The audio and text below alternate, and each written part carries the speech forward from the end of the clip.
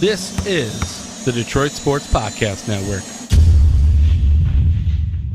Today's episode of Two Bad Hombres is brought to you by The Athletic, premium coverage for passionate Detroit sports fans. Listeners of this fine podcast can save 20% off the first year of an annual subscription by visiting theathletic.com/DSP. Don't miss out on great in-depth features, really great content from great Detroit sports writers. It's really a great Detroit sports website. Me, Vito, Jason, Adam, everybody here on the network, we read it at least 30 to 40 minutes every single day.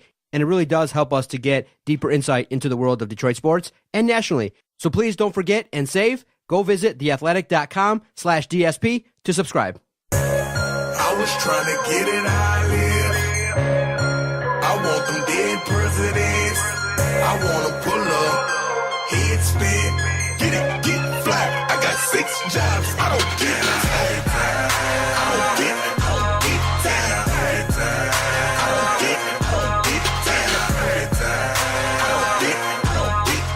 And we are still not tired on this week's episode of Two Bad Hombres. I'm your host, Vito Jerome Churko, alongside my usual sidekick and broadcast partner in fun, that is the Doc from Doc and Jock, John Charles Macaroon. John, how are you doing? Vito, we got to share a laugh here because I know you're laughing at me because it took me like 4 takes to read the commercial there. It was funny, but something else was also funny that we can't speak of totally. So... Why? We can speak on. That's what I want to talk to you about. What? Do you think that just because of the fact that it might take me 5 takes as a broadcaster to read a commercial, that makes me we're podcasters, and I think it was 4, so I'll give you the benefit of the doubt. But, you know what? I'll edit it. I'll make it sound clean, as I always make myself sound clean, even if I make a mistake and make 4 or 5 mistakes, too, a podcast, you know? We kind of all do, but we probably bat 300. I mean, you can think about it in baseball. So as podcasters, can we do that, too? Go 3 for 10 on terms of a take and doing it in a solid manner? Listen, I wish it was that easy, dude. Everyone knows part of the magic of podcasting is we can post-produce the audio, and it's really great because, you know me, I'm not really a natural broadcaster. I'm not even really in good shape, as evidenced by the previous video earlier this week, the DSP Combine. But it's fun in that if you put work into a project, like I tell Adam and I tell the others, if you put love into a project, each show is its own little piece of artwork. And look, we mess up, we flub our words. Yeah, we do. And if you listen to the Doc and Jock podcast to the end, I'll share with you because I know you're not listening. But I'm not all the time. If you listen at the end, I'll leave in the stuff that we mess up. And it's very funny. In the last 5 or 10 episodes, me and Adam have just really messed up. But it's fun because of the fact that we just keep it going, similar to, you know, acting, in that, you know, the stuff you see on the television, the stuff you see on the big screen is not exactly what was done. It's edited.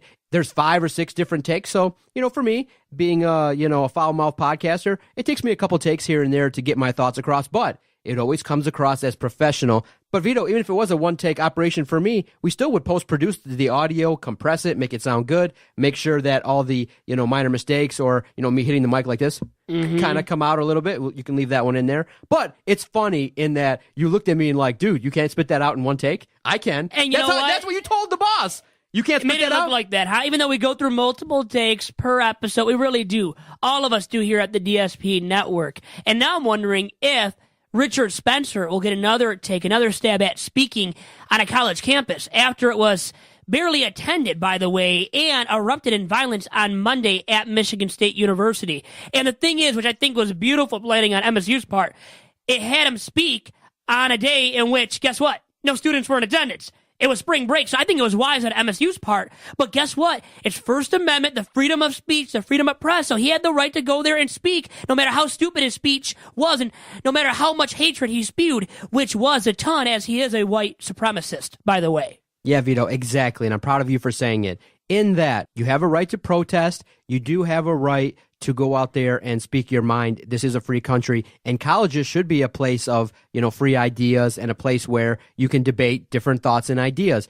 But I do want to present the argument in that, in this day and age, the First Amendment probably does need to be looked at in that if an individual is going to come to a campus and there's a serious likelihood that violence could erupt, you got to remember that budgets are tight, that there's not enough money to go around to basically put, you know, several thousand officers around a campus. And if there's a serious threat that, protesters could cause violence, could cause destruction. You got to seriously look at maybe putting it in a spot where it can be, talked about, or can be put in a safer spot, maybe with more security at the cost of the guest. Because of the fact that I do want to hear these ideas, I may not definitely agree with it, but I do want to hear conflicting ideas. I want people to debate these people and say, look, your ideas are atrocious. This is what contributes to hate, and here's why. I think when you shut down dialogue is when ignorance grows and opportunities for, zealots to come out of the woodwork and spew negativity. I think it would have been better had he been part of a roundtable. Look, you don't get the floor to speak on your whole opinion, but maybe you get to come be part of a panel where we have a wide, diverse group of people talking about different things, and you can present your side of things, and then it can be debated, and it can be looked at by all sides in attendance. Maybe that's a little bit better to handle controversial things, but it's tough nowadays because here's what's happening.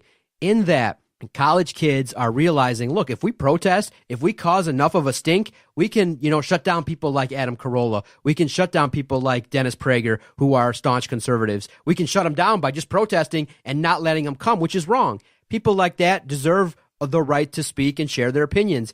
And everybody deserves the right to have an opportunity to speak the opposite side. I think that's the biggest problem that I'm seeing now is people have really a hard time just debating because emotions get involved. There's a sense of right and wrong. There's a lot of passion. We can't stay in a safe zone like you and I are, where we disagree. I see you posting nonsense on your Twitter page at Vito Jerome, and I see that, you know what? You and I are still cool. We can debate staunchly here in my office. We can have good conversations, and we walk away with mutual respect where I see things correctly and you see things wrong. And that's just the way it is. And we can still be friends. We can still laugh at each other. We can still share beers. It's just hard nowadays because I think the notion is not to understand. The notion is to win. It is, to win the argument, to win the debate, right? Yes. To change people's perspectives. Look, for those that are with the NRA and those that are against it, I don't think many things can be said verbally to change it. It's just, hey, and that's why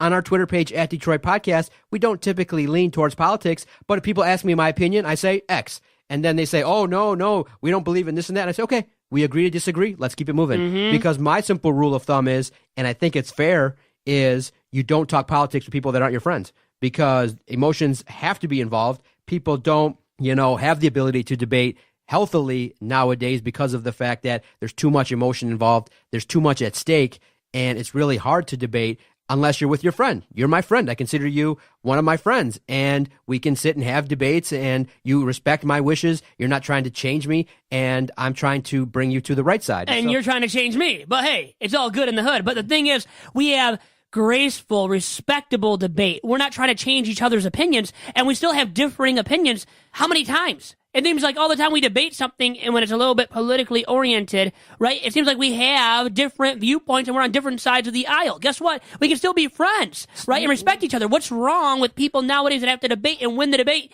and they can't be friends with each other anymore? Even if they were friends with the guy or the woman for how long? 7, 8 years, 17 years of their lives, and then they're no longer friends because of one debate that goes off the rails a little bit? You serious? But it really happens today in America, Doc. Yeah, and people will unfriend people from Facebook. I mean, like, right? They're blocking, they're muting. I mean, these people might have stood up in their wedding.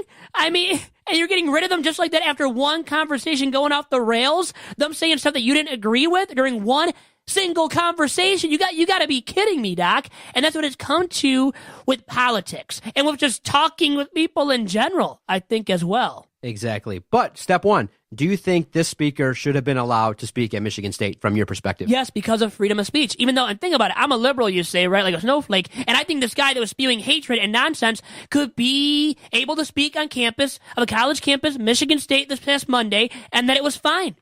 It's legal, so why not? It's just, this is how I view it. If you don't like his speech, his rhetoric, don't show up to the speech. Why even go, and why engage in violent protest? Engage in peaceful protest. If you want to make a change, have your voice be heard. I'm all for that too. So those protesters had the right to be there, okay? But the thing is, when you engage in violence, it's not right. Never is right. There's never room for that in any kind of event, on any kind of campus. It's just never right and never leads to anything good, Doc. And that's what my viewpoint is on that. Yeah, and it was controversial, too, because of the fact that it was shot down before. There were scenarios in which the speaker tried to come onto the campus of Michigan State. It just didn't work out. But it's unfortunate because of the fact that there are people like this that want to speak their message and they want their voice heard. And I just feel like there's got to be a better way for, really non-traditional viewpoints to be heard in maybe a safer manner, because it's just going to bring out violent protests. Look at what happened, in regards to the movement that happened over the summer. You know what I mean? Where the Tiki Torch individuals caused such a revolution, they caused such an uproar that there was a protest, and unfortunately someone lost their lives when a nonsensical person, a crazy person, drove their car into the protesters. You know what I mean? You just can't have that. We want to have civil discourse. I think that's what somebody logistically like you, if you're going to run for politics, should talk about, is we should learn as people how to have civil discourse. That's what it's got to be. Whereas maybe you need to have more people refereeing these debates. You got to have more people kind of moving it along, moderators. You got to figure out a way to have civil discourse, and maybe with laughter, with more people that can, discuss things. I know it's not right to laugh at serious topics, but maybe you just need somebody that's really qualified to moderate a debate and moderate something where they say, okay,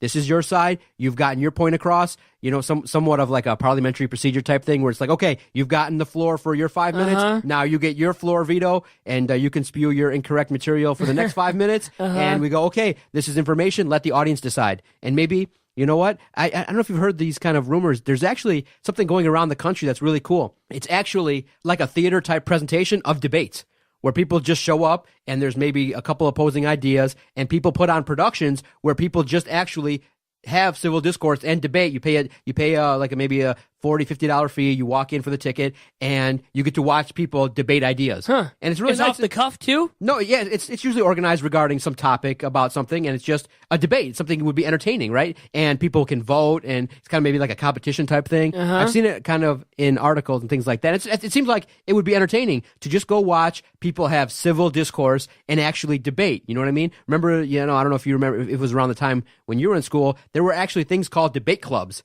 where you would join up and your little organization would show up against another organization or a school, and you would debate, and then whoever won would take home a trophy or things like that. I think we should get back to that. How to logistically debate, cool. Have competitions, have documentaries, things like that, and let people see how you can have a great debate. And you and I will show people, and I think we're an example of that, of how to have civil discourse, and I can show people how my way is right and your way is wrong. And how you're so wrong and how I'm so right. You know what I just thought of, too, when you brought up the debate clubs and bringing your own groups for these debate clubs, debate club events?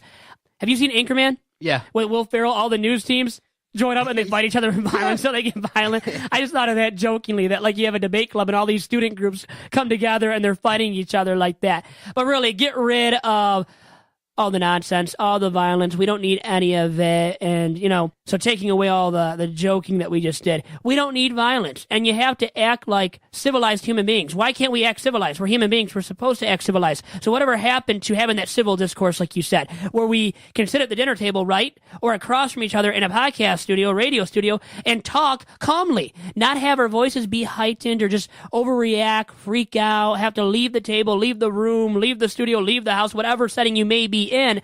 It's just like, come on, guys. Just get with it, right? Let's relax. Let's calm down. And let's give each other the right to express his or her viewpoint and to have that civil discourse. We need much more of that, I think, moving forward, Doc, as a nation, too. Yeah, Vito, it's just one of those things where when we're talking about, people's personalities and when we're talking about heated issues, it's just really hard to have that civil discourse. It really is. But you know what? We are seeing maybe what is going on in terms of the silent majority reacting to people who are talking about politics. Do you think, because it was kind of revealed that after the Oscars, Jimmy Kimmel did an okay job? I mean, I'm a fan of Jimmy Kimmel. I do believe now that he's identified himself as a liberal way on the left. And I do believe that some of the reason why this Oscars was rated really low is due to the fact that people on the right don't like Jimmy Kimmel anymore. And they've said, look, you know what? We don't want to hear political speeches at the Oscars. We don't care about what these actors are thinking. And I do believe a segment of the population did not watch the Oscars because of that. Do you agree? Do you think that? You know what? For me, too, I kind of look at it like, not that it was, for me, a reason I didn't watch because of the politics. It's just too long. 3.5, 4-hour shows in this day and age. You got iPhones. You got instant gratification with Instagram and Snapchat and social media. People are busy, and who can really dedicate 4 hours live to sit there and watch? I used to be able to, but in the end, I recognize when you really think about it, I don't want to waste that much time. I was able to go down to the Horizon League, and I'll talk about that in the second half of the podcast, kind of my experience acting as a photog when I didn't have a credential to be a photog, so it was kind of cool. But I didn't want to devote 4 hours to watching the Oscars. It wasn't that entertaining enough for me to watch it. Now, if you had a really funny individual like a Chris Rock or a Dave Chappelle, I think Dave Chappelle would kill the Oscars. It'd be awesome. He would rock the Oscars. It was But he funny. would criticize so many actors and actresses and offend so Did many you people. watch this He year? would offend Hollywood. And I did. I like Jimmy Kimmel as well. And see, I guess I'm more of a liberal, a leftist, whatever you want to say to describe me and my political, let's say, viewpoints. But for me, Kimmel, I think he has that ability, the natural ability to, well, command the audience, to get the laughter, and to rock the show. I think, man, maybe he didn't rock the Oscars. Like, not everything was interesting to me either, or funny, like hilariously funny. And it's too long. When you add it all up, 3.5 hours or so, 4 hours almost, for an award show, when you can find out everything instantaneously on Twitter, right? And it's much easier, and we're all distracted by our phones, our mobile devices now, like you said, Doc, where we don't need to watch, and we don't want to watch. Our attention spans, think about these young kids growing up, the younger demographic, even younger than me, Doc. Are they going to be tuning in to these 3.5 and 4 hour award shows moving forward? No, these Oscars and other award shows are going to be moving downhill in terms of ratings, as the Oscars displayed with this year's award show and what the final ratings actually were for it, Doc. I really believe these award shows should be 2 hours max. Just get 2.5 hours. It has to be less than 3. Max. Better be less than 3 hours. Max. You got to cut out these, editing. And how about all the music? All the Yes. musical acts. The thing is, it's not the Grammys. It's not a musical award show. So why do we have all these people performing their songs and stuff, performing sets or performing songs and whatnot on the Oscars? I mean, I don't get it. It doesn't really mesh enough. And I get you might want an actor too. The thing is to bombard the whole entire show with multiple acts. So it's not just one or two. It's more than that all throughout the show. And it drags the show on, and it's already long enough of a production. And don't you want to lessen the time of these shows? And I think you do. I think it's a dire need for the Academy and these other award shows to lessen the length of these shows moving forward, once again, because of the lessened attention span of the younger demographic who are tuning everything out. Even after a minute of something being aired, they're tuning you out, or whatever it is. On some of these big movies that won awards. Did you see them? I mean, I saw... Honestly, I don't watch these movies, too. Of the best pictures, I saw Dunkirk, and I saw The Post, and that I was saw it. Dunkirk, and The Post supposedly was good. I know Meryl Streep is in it. I should see it, and it relates to what newspapers and like a journalist. And I guess if I'm an ethical journalist and want to be a good one day, I should be watching that. It was really right? good. I liked them both. And my buddy Ken is a big movie guy, and he kind of told me a little bit about how he thought about the rankings. But for me, I'm not a fan of those type of movies that get nominated. I'm more of a silly comedy, a slapstick comedy guy. Slapstick comedy. I like that. Maybe the vulgar humor at times. Exactly. I want to laugh. So I'm going more for the comedies, too. And guess what? The comedies aren't going to be nominated for these big-time awards and for Best Picture. And you're right. That's what they got to do to revamp it, is to have more funniness, to just make it a more fun, easy presentation. You can't devote 4 hours nowadays on a Sunday night, 8 to midnight. People are going to bed. Yeah, right? exactly. Have to get up for work the next day, for school the next day. So these young kids, once again, the passing of the torch or the baton, who's it going to after the older demographic passes away that likes these award shows? And even the older demographic, not saying that you are, but like the middle-aged 50 and above, like my mom, who will watch some of it, she's falling asleep on the couch, though. It's too late of an award show. Now, Jimmy Kimmel's done it for the last 2 years. He's had his run. I think it's time. It's time to move on from him, yeah. It's time to move on from him, get somebody else to do the job. And maybe, the likes of a Dave Chappelle, or, who's probably going to be the next person. I think she's funny. I think she's great. I think she's just the proper amount of vulgar versus the proper amount of funniness, is Tiffany Haddish. Okay. I think that lady, an African-American woman, strong, really funny. I think she's had her way with comedy in the last 2 years. She's kind of risen through the ranks. She's been doing it for years,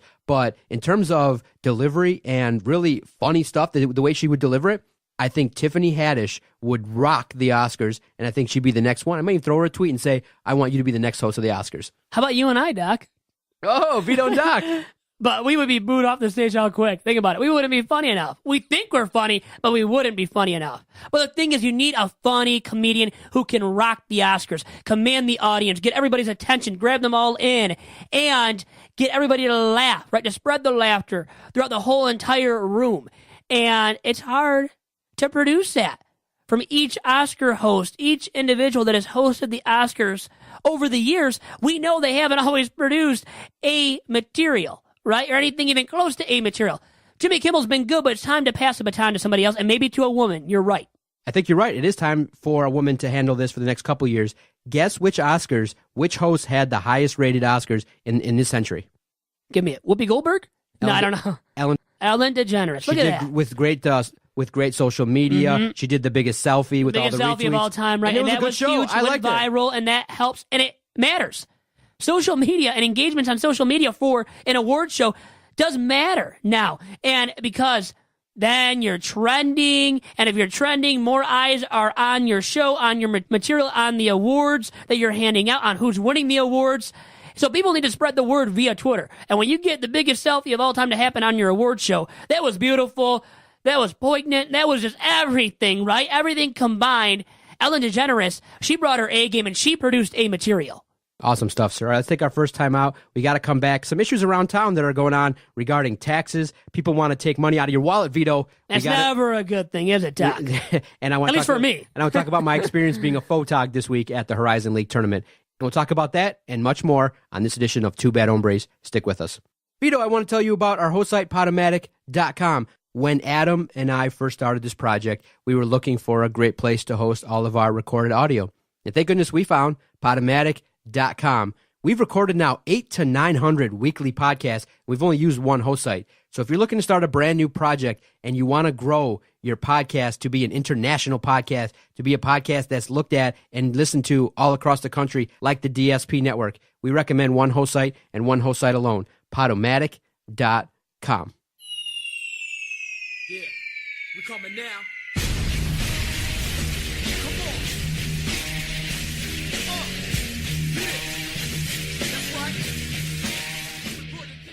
And back here on Two Bad Hombres, and you had quite the experience, right? At the Horizon League Tournament, Motor City Madness, as it is now labeled, at Little Caesars Arena. In its third year at LCA, brand spanking new Little Caesars Arena. And I don't know how they did in terms of ticket sales or anything like that. This is about something else. Just your general experience as a photog, and you being a photog, your name and photog being in the same sentence doesn't add up. It's like blasphemy right there. So how did you end up making that happen, Doc? I know you saw me on ESPNU. I did. I know you love that I saw you on that was cool. ESPNU too. Listen, really, I got to give credit to Blair Glover because of the fact that, when I would see her coverage with the Detroit sports media, I would see her taking pictures. And I'm like, you know what? That's really cool. And I got to see some of the photos that were posted. I got a chance to ask her some questions because I'm a visual guy. I like, seeing sports pictures and things like that. And so I said to myself, you know what? I think I could do that as an extension of the podcast. I think I can add something in terms of more content to the website. And I thought to myself, I want to take pictures. So I bought a nice camera because of the fact, too, she came in here and did a podcast with Adam and I, and she took video. And I saw the way she produced it, and I'm like, you know what? That's just another creative outlet that I can use for the podcast. So I bought a camera. I learned a little bit on how to take some pictures, and I went and I said, you know what? By holding the camera, you get to go closer to the floor. And they gave us media credentials, the Detroit Sports Podcast Network for the Horizon League for the last 2 years. And I said to myself, you know what? People with cameras kind of just walk around and just get up closer to the action. So I said to myself, okay, you know what? I have the media badge. You can kind of walk around. They're not really stringent on what I'm doing. So I just said to myself, okay. So for the early contest that Oakland won, I was like, you know what? Versus IUPUI, I'm going to sit on the floor with the photogs. So I went right there and started taking pictures. I sat down and nobody said a peep.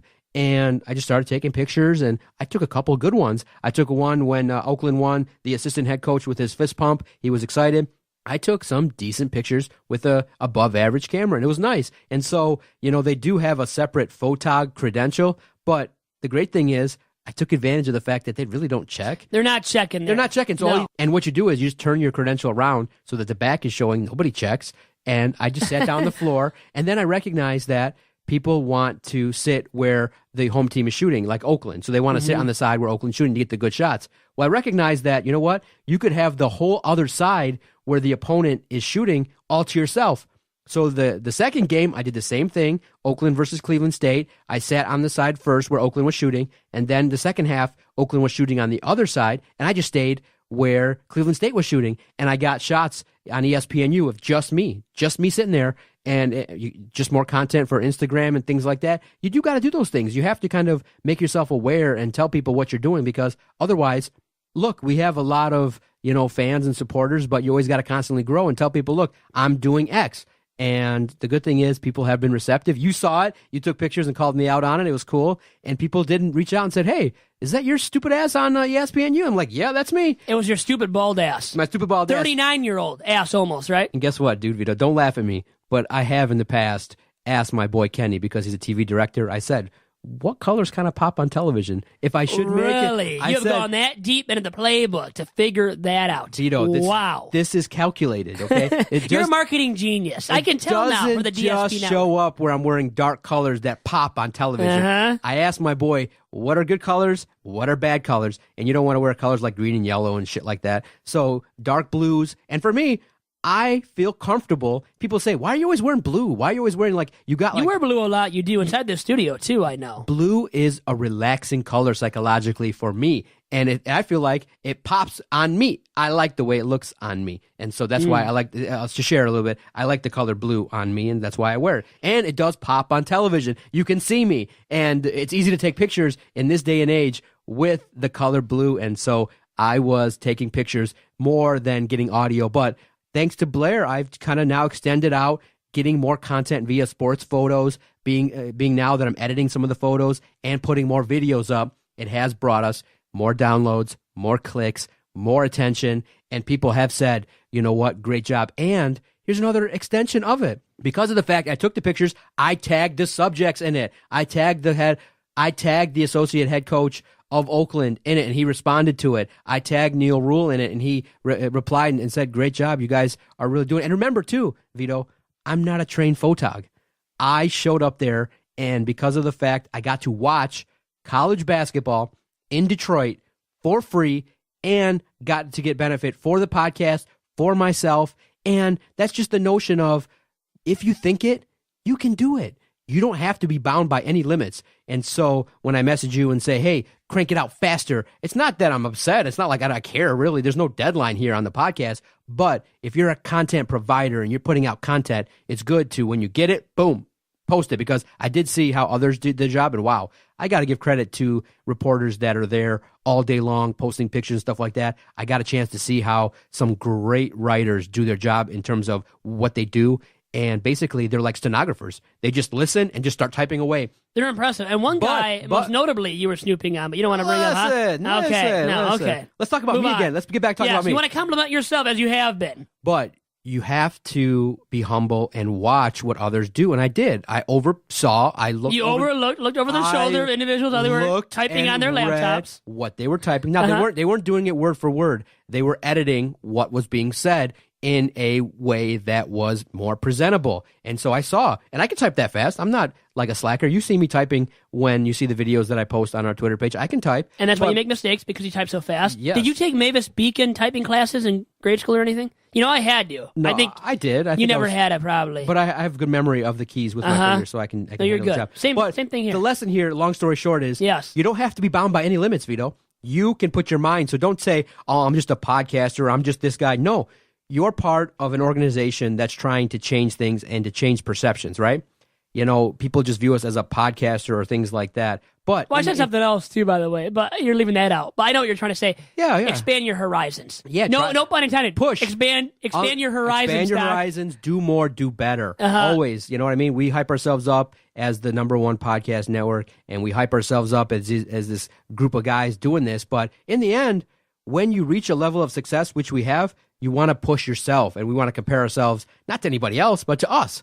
And I like the fact that we're doing new things. We're exposing ourselves in different ways, and it is a resume builder. I took photographs at the Horizon League tournament in 2018, got myself on ESPN, and got myself noticed in that I am now going up to more people and saying, hey, what's going on? things like that. Now, the other side of it, though, is Olympia has a decision to make in terms of running the event.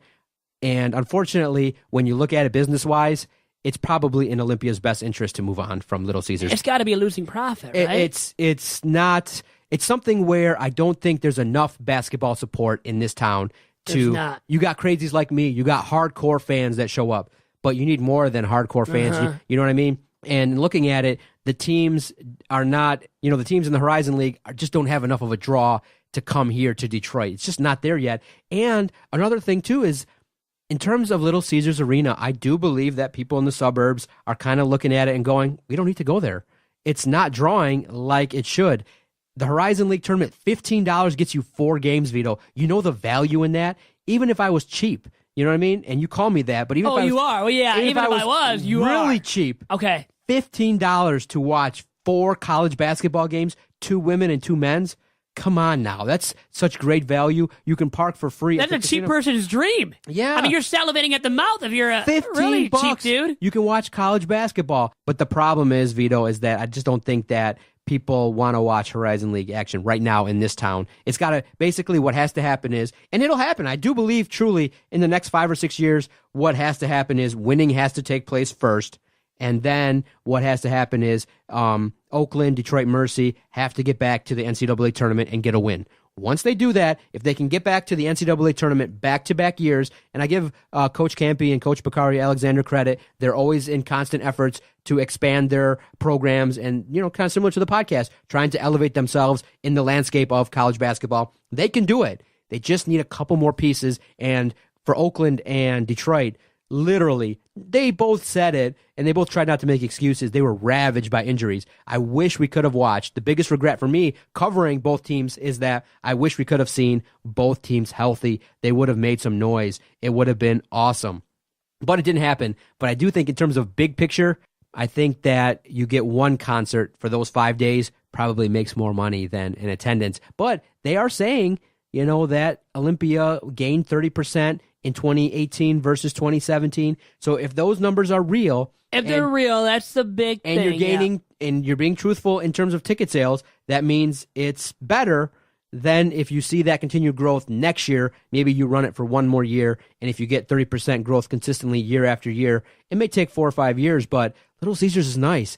Great amenities, great for the media, great learning opportunities. Great free food. Food. You learned, you saw, great way to network with people, great way to talk to all the reporters and things like that. But, the funny thing is, before we move on to the next topic, these youngsters are learning and they go up to these reporters, right? And it's great. This kid... you saw an individual? Yeah, I saw an individual. You're not going to bring up the name. No, I just saw an individual with Detroit Sports Media. He's a young cat. He's really smart. And he went up to another media member and was like, hey, it was good to see you, da-da-da-da-da. It was good to, last year you kind of taught me how to ask questions, and I just want to show you a couple things on the video. And so I'm just standing there just watching, observing, and the individual is just like, yeah, you want to check out X, Y, Z, da-da-da-da-da-da. And I was waiting there. Just part of me was like a little bit was like, man, I wish he said, you should also check out the DSP because they kind of are doing some things. But he didn't say that. He probably didn't know who I was. But it made me... I like that kind of stuff because it gives me a renewed passion to keep putting ourselves out there and trying to get attention for what we're doing. And we're getting it slowly but surely, but it was cool to see. And it was nice in that, you know what, Vito, I will acknowledge every single day, you see it too. I pop open the direct messages. There's 5 or 6 that are always like, hey, I started a new podcast. I want to connect. Hey, can I come on your podcast? Hey, I'm doing this and that. And it's really nice to see. But I am competing with myself in terms of trying to even take this to a better level. And we're doing it. I'm really happy with what we're doing. I'm happy with everything going on. I just want to do more of it. And it's great with this project. And that's all I want to tell you as a young journalist is that think it, believe it, dream it, do it. That's what I'm doing. Look, me, just a regular bald-ass mofo is out there sitting on the floor at Little Caesars Arena. Just think about that. Me. How the hell are you being allowed? How the hell did that happen? How the hell did that happen? Damaging the floor. First of all, with your dirtiness. No. Yeah, and my fat ass. My fat ass. All over that floor. That floor will never be the same, by the way. They don't check, like literally. So you flipped around your badge? I was just going to bring this up and I flipped around the badge again. So you flipped it around. By the way, you made fun of me for doing it. You called it a choker when I flipped it around. No. Do you have your choker around? No. What do you mean? You mean you flipped around the badge itself, not the lanyard, like I did when you called it a choker? Yeah. No. I put it in front, but I turned turned it around, so Yeah. it didn't say M. It just has the back with the letter. So said, yes. No, didn't have to worry about. Okay. So that was that. It was a good experience, but look, in anything, it's really true, Vito, in life. You have to act like you belong, and I've learned to do that. Go grab the bull by the horns, right? Take the initiative. I just go and sit on the floor. Nobody said nothing. If nobody says anything to you about being there, then you keep your ass there. You don't move it. And, you got to look the part. I have a camera that others have as well. I'm about to say, if I just brought my phone, I don't have a camera. You have your, high-end camera now. Exactly. This big-ass camera. It's not even that big of a camera. It's not really that big of one, but all right, you love wielding it, don't you? You feel powerful. So give me some credit. Wasn't that cool to see for us? It was cool to see it, and I know you were empowered by it, too. You were loving it, loving life, weren't you? Exactly. So now, final topic. Vito, the city of Detroit wants to take more money out of your pockets. Can you believe that one of the ways, and that's the biggest problem in society, in my opinion, is people need money. Governments need money. Cities need money. You need money. We all do. I do badly, but yes. We all need some money, yes. Vito. It's just the way of the world. The podcast needs money. You come to me with 15 ideas, and I tell you, look, let's get more money because I'm happy. I want more.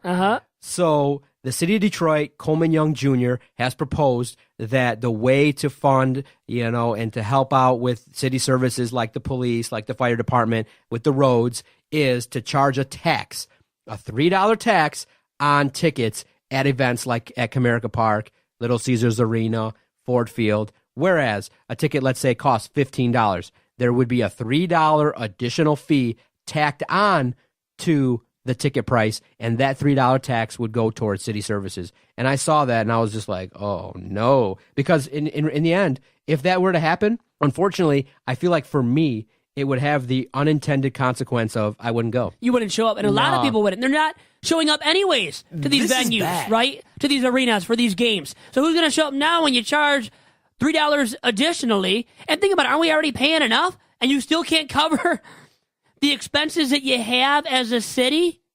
We're already paying enough in taxpayer money. It's like these roads. I think of that, all the money that we're paying for these roads to be repaired in top-notch shape, and look at them. And I know a little bit is because of the topsy-turvy weather, all the crap that has happened this winter and in previous, recent memory. But the thing is, too, we're paying enough already of our hard-earned money. And I don't even have any money. I don't have any additional money to throw out there at this point.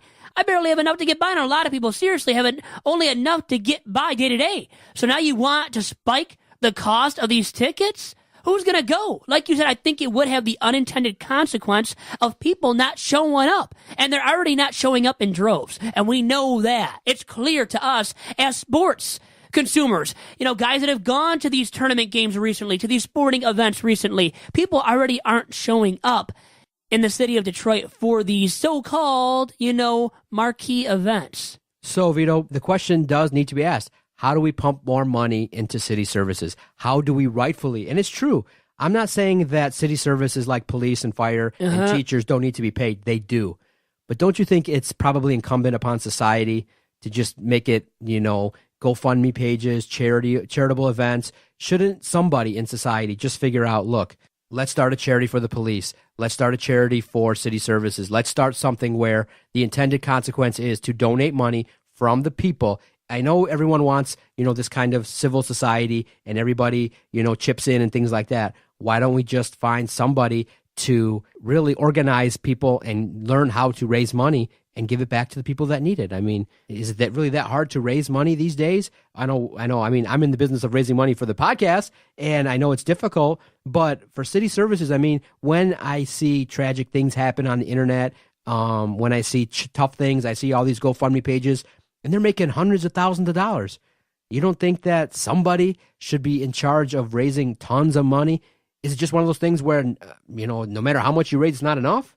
Or how do the funds reach the place where it needs to go? Because I just feel like it takes a smart businessman or a smart charitable person to organize and get the services and get the money to where it needs to go. I don't think people care enough about charitable endeavors still to this day, even though there has been the rise of GoFundMe pages. I'm just saying, I think only when it's ugly, something ugly happens, then people call it out for being so ugly, so divisive, so violent, so nasty. But people don't take the initiative, aren't proactive about making the donations all the time, about helping out others, being sympathetic, being considerate of others and their needs, such as these cops, these firemen and women. I don't think people are taking the action or feel like they care enough to take the action. So unless something bad, drastically bad happens, that's the only time when these people are taking action, taking a stand and actually maybe donating to the cause of these police officers and firemen and women. And I think that's a sad state of society and what it is, how it exists today to a large, large degree, Doc. Yeah, and so I just think that taxing people more is just off-putting. It's off-putting. Exactly. It's a turnoff. Who's gonna vote for that bill? Vote yes, right, on that bill to make that happen. Right. To get that passed. Nobody will. In their right mind, because we're already complaining about, once again, our taxpayer money not covering these roads and other things, right? Exactly. So we pay enough in taxes. That would never pass. Yeah, it won't pass. I don't think that that's the right idea. I mean, do you think maybe taxing more on the stuff that potentially people do as a vice, like cigarettes? Or that we're already buying? We have to buy food, maybe more on I don't know. I mean, think about or the bad stuff, the really bad stuff, right? Right. And so I guess it's time for DSP to come forth with a solution. We need a solution, no. And here's a solution, all right? Because I've decided that I'm the one that needs to run for office, not you. You're a little bit too passive. You're getting there. You do, sprout out a little bit and dip your toe in the water of being bold and things like that. But I think I'm the guy that needs to run this country. Fair enough. Let's hear it then. What do you have for me? Okay, this may not be popular among the conservatives, but I'm more, I guess, technically, because I'm not going to identify what I lean towards, but technically, I guess by definition, I'm probably leaning toward being a libertarian, okay? Financially conservative, socially pretty liberal, okay? So here's what has to happen, okay? And this would get me probably elected right off the bat. Oh, gosh, stroking your ego already here. Let's hear it. Here's what you do. You legalize marijuana in the city of Detroit. It's got to be fully legal. You got to make it legal, and you got to tax the hell out of it, and you got to take that money. I mean, literally, the numbers coming in that you see in California, the numbers that you see in Colorado, already billions of dollars in revenue, okay? And so here's what's going to happen. I'm going to be in charge of collecting all the money, okay? Me, the doc. And I will take all the tax revenue, and I will allocate it properly, okay? Let's say I got $1 billion, okay?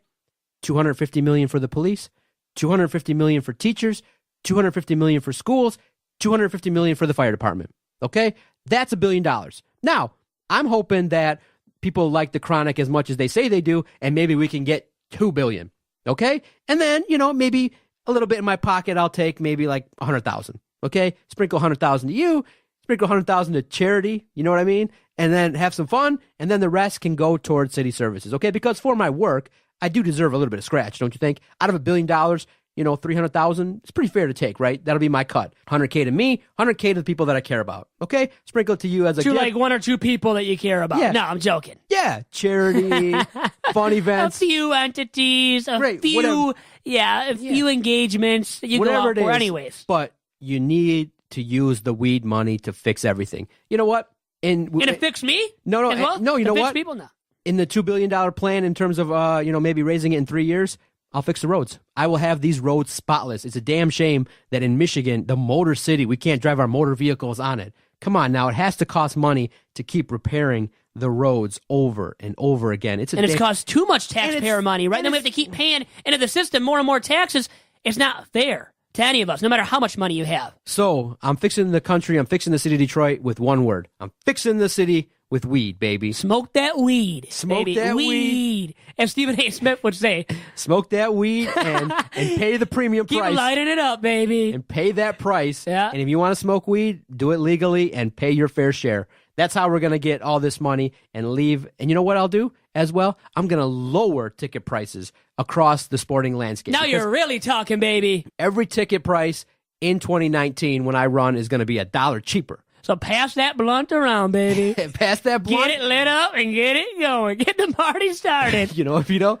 Well, bring it into the studio. Really make this podcast interesting, right? The blunt bar at Little Caesars. You go smoke a tree. There you go. And tax the hell out of that. I mean, tax it all, baby. The blunt bar at Comerica. Yeah. The blunt bar at Ford Field where we just have great insulation and people can toke up. Wasn't it funny? Were you there when Oh, yeah. You're going to bring up how we smelled the skunk. we smelled it for the first time yeah. at Little Caesars to wrap And there this weren't up. many people there. So you know what's coming from right lit close up a joint, behind a us. fatty at Little Oh, Caesars yeah. Arena, and I'm like, poor Sky Kirsten, he's trying to be serious. He's all like, Doc, what do you think is a question you should ask? And I'm sitting there laughing and chuckling. You He's can like, smell this, man. I'm like, yeah. I put a tweet out there, and he's looking. He's like, you guys entertain yourselves. And I'm like, And we dude, do. Sky, it's Horizon League basketball. We got to entertain ourselves here a little bit. And it's the tail end of a women's game, and it's really tough because it's Brick City. No one's making any baskets, and we need to entertain ourselves. we You might gotta- have needed the weed to entertain ourselves, too. But Exactly. So you look at it, and But you're saying, to sum it all up, tax devices. you got to Why tax. not? That's where the To money's raise at. money for the city, for its services. It's people that do its great services. The police officers, the firemen and women. You got it, Why yeah. not? And wow, sage advice. Wow, Elect me. Wise. Elect now I can the see Doc. why you maybe would Be would win successful. something. Be successful. I hope you have a great weekend. I definitely remind me next episode I got to share your boy Nick and his crew of friends and family. Oh my God, they had some critiques for you. Bashing me. Oh my gosh, Nick outed you, man, on Snapchat. He was telling everybody that you show up to 5:30 games at 5:29, which is not really professional. And it You know wasn't that 5:29. it was. No, it you wasn't. were not as early as I thought you would be. You No, should- I told you 5 o'clock and I lied to you, but you know what? I had work. I work with how many different entities? Yeah. How many different accounts do I have? Very good. So Vito. remember that too. right. Anyways. Great podcast. Listen to us every single day, DetroitSportsPodcast.com. You got to follow Vito. Get him to 1,000 followers at Vito Jerome. Follow the network at Detroit Podcast. We appreciate all the support. It makes it fun to record with Vito. Thank you, sir. I'll see ya. Bye-bye. Spin, hit, fly. I got 6 jobs.